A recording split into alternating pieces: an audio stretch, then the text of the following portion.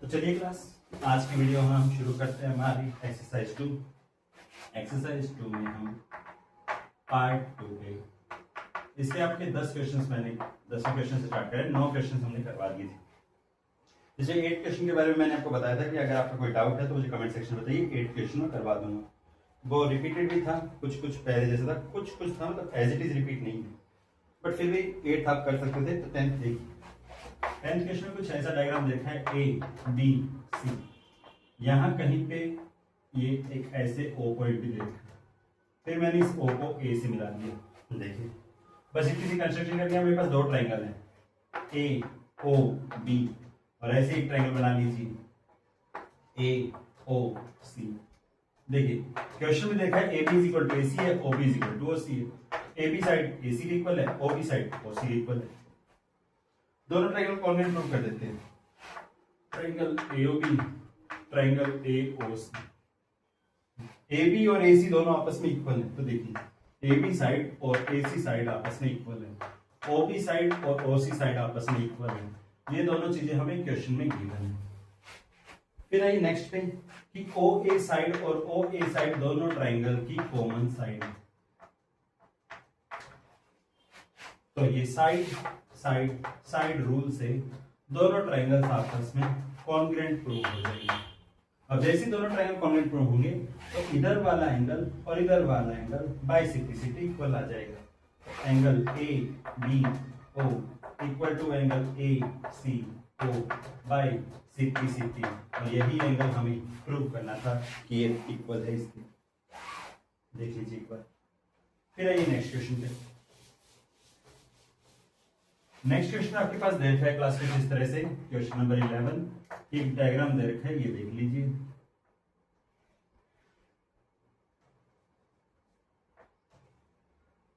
कुछ इस तरह का डायग्राम बना लेते हैं, ये कुछ इस तरह से। एक पॉइंट पे मिला दो, ये B point, A point, C D E, A B C D. ये 90 डिग्री दे रखा है, ये 90 डिग्री दे रखा है, ये एंगल 35 का दे रखा है। मुझसे ये एंगल पूछा गया, तो मैं इस एंगल को ऐसे बना देता हूं, यहाँ एंगल 1 लिख लेते, यहाँ एंगल 2 लिख लेते। ये लाइन और ये लाइन आपस में पैरेलल दे रखी है। पैरेलल दे रखे तो काम करिए कि एंगल जो 1 है वो एंगल ई के इक्वल है, एंगल 2 एंगल डी के इक्वल है। अल्टरनेट इंटीरियर एंगल, देखिए 1 वाला थर्ड इसके इक्वल, 2 वाला डी के इक्वल। ठीक है, इन दो ट्रायंगल को अलग अलग बना लीजिए, कुछ इस तरह से, कुछ इस तरह से।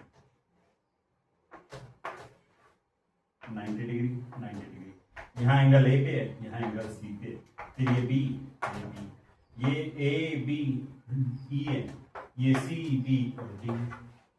ठीक है, जिसमें ए बी साइड और बी सी साइड इक्वल दे रखी है, ये साइड इससे इक्वल दे रखी है। तो ट्रायंगल को कॉन्वेंट प्रूव करते हैं कि A B is equal to A C और फिर A E is equal to C D. ये बी सी आएगा, ये दोनों तो हमें गिवन है। फिर angle A equal to angle C, ये 90 डिग्री है। तो ये साइड इसके इक्वल, ये 90 90 के इक्वल, और ये साइड इसके इक्वल। तो साइड एंगल साइड रूल से हमारे दोनों ट्रायंगल आपस में कॉन्ग्रुएंट हो गए।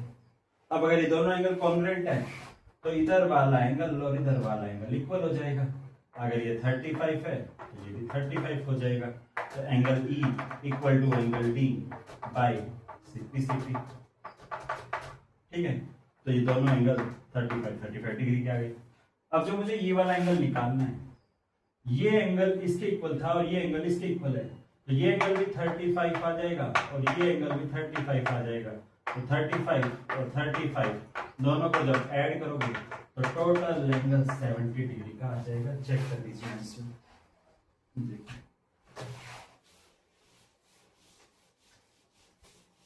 अब आइए नेक्स्ट क्वेश्चन। एक सेकेंड, क्वेश्चन नंबर 12 कुछ इस तरह से। क्वेश्चन को साथ साथ देखते चलेंगे। देखिए A B C equilateral triangle है, तो ये 60 ये 60 ये 60। क्वेश्चन में आपको इक्विलेटरल ट्रायंगल दे रखा है। फिर इस लाइन AC के पैरेलल एक लाइन बोल रखी है PQ। अगर लाइन में पैरेलल है तो ये 60 है तो ये एंगल 60 हो जाएगा करस्पॉन्डिंग एंगल, ये एंगल 60 है तो ये एंगल भी 60 हो जाएगा करस्पॉन्डिंग एंगल। कि मैं बोल सकता हूँ angle A equal to angle Q और angle P equal to angle C। दोनों कौन से एंगल से? करस्पॉन्डिंग एंगल से। अब मेरे पास ये पूरा ट्राइंगल एक इक्विलेटरल ट्राइंगल बन गया जिसके तीनों एंगल 60 60 60 के हैं। तो मैं लिख सकता हूँ BP is equal to PQ equal to BQ equilateral. ठीक है, इक्विलेटरल ट्राइंगल है। मुझे देखा है कि BP is equal to CR है। तो अगर BP PQ के इक्वल है, BP CR के इक्वल है, इधर वाली साइड इधर के इक्वल है, तो PQ is equal to CR आ जाएगा। ठीक है, तो ये बस इतना प्रूव करना था। एक बार आप इस डायग्राम को देखिए कि CR है कहाँ। इस AC लाइन को आगे एक्सटेंड करना है किसी पॉइंट R तक, इस R को Q से मिलाना है बस, और M पॉइंट से मिलते हुए जाएगा। तो इसे बोला ये साइड और ये साइड इक्वल है। अब ये भी QP और CR इक्वल हो गए। अब मेरे को दो ट्राइंगल दिखाई दे रहे हैं, C पॉइंट को यहाँ लिख लेते हैं। एक ट्राइंगल है मेरे पास कुछ इस तरह से QPM, और एक ट्राइंगल है इधर वाला एंगल Q, इधर वाला एंगल R के इक्वल हो जाएगा। R के इक्वल एंगल M के इक्वल होगा, और एंगल P और एंगल C की बात करेंगे। ये दो ट्राइंगल दिखाई दे रहे मुझे। इन दो ट्राइंगलों मतलब ये वाला ट्राइंगल और ये वाला ट्राइंगल कॉन्ग्रुएंट प्रूव कर देते हैं। देखिए कैसे, ये एंगल M और ये एंगल M, इधर एंगल M और इधर एंगल M आमने सामने वर्टिकली अपोजिट एंगल है। तो angle M is equal to angle M, vertically opposite angle. फिर देखिए PQ is equal to CR हमने प्रूव कर रखा है। तो इसकी ये साइड PQ वाली साइड इसकी CR वाली साइड इक्वल हो जाएगी। तो PQ साइड और CR साइड इक्वल आ गई। PQ इक्वल टू CR, ये क्या बोल देंगे हम, प्रूव्ड। एक एंगल एक साइड तो आ चुकी है। तीसरी चीज अब बताइए क्या होगी कि इधर वाला एंगल Q इस एंगल R, क्योंकि ये साइड जब इसके पैरेलल है तो अल्टरनेट इंटीरियर एंगल इक्वल हो गए। तो angle P angle Q angle R के इक्वल हो जाएगा। Angle Q equal to angle R, कौन सा, अल्टरनेट इंटीरियर एंगल। तो दो एंगल और एक साइड इक्वल है, तो एंगल साइड रूल से दोनों ट्राइंगल आपस में कॉन्ग्रुएंट हो जाएंगे। अब जब दोनों कॉन्ग्रुएंट हो गए तो बताइए नीचे वाली साइड इक्वल आ जाएगी। PM is equal to CM। अगर PM साइड CM के साइड के इक्वल आ गई, यही हमें प्रूव करना था। इसको लिख क्या देंगे, बाय CP। क्वेश्चन मुझे प्रूव करना था PM is equal to CM। देख लीजिए,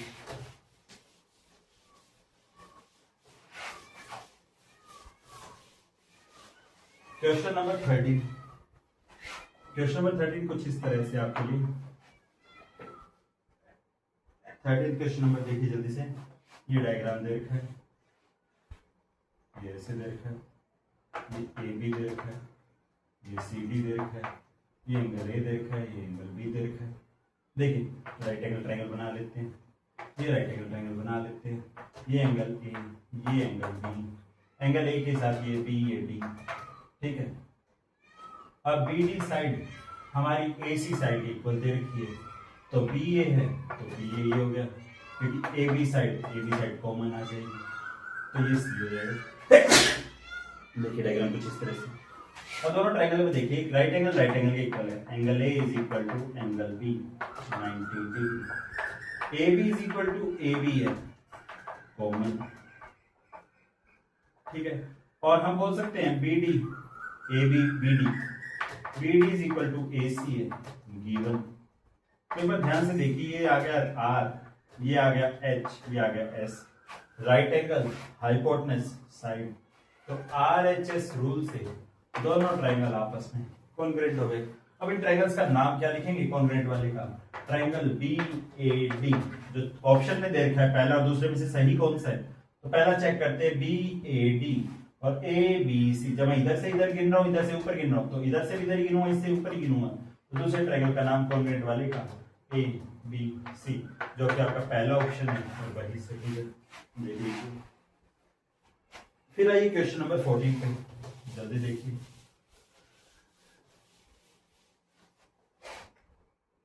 क्वेश्चन नंबर 14। क्वेश्चन नंबर 14 आपके पास कुछ इस तरह से कि एक ट्राइंगल लेना है ए बी सी। यहां से एक एल्टीट्यूड आ रहा है, एल्टीट्यूड आ रहा है तो 90 डिग्री का आएगा।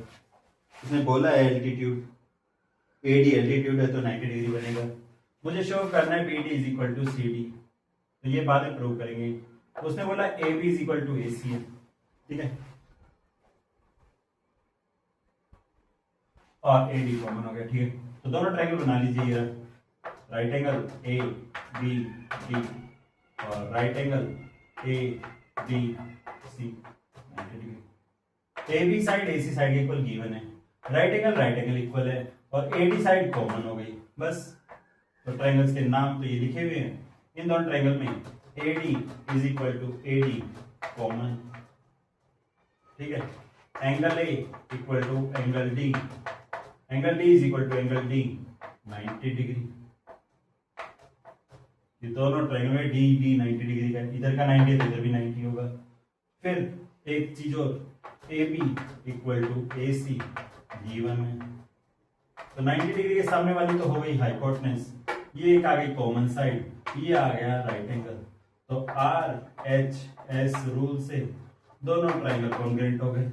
जब ये साइड इसके इक्वल है, ये साइड इसके इक्वल है, तो नीचे वाली साइड इक्वल आ जाएगी। B D is equal to C D by C T. ये हमें प्रूव करना था। आज के लिए हम 14 क्वेश्चन तक करते हैं। कल हम इस एक्सरसाइज को कंप्लीट करने की कोशिश करेंगे और थर्ड एक्सरसाइज पार्ट 2 कंप्लीट कर देंगे। पार्ट 1 एक दिन में अलग वीडियो में कर लेंगे। Thank you.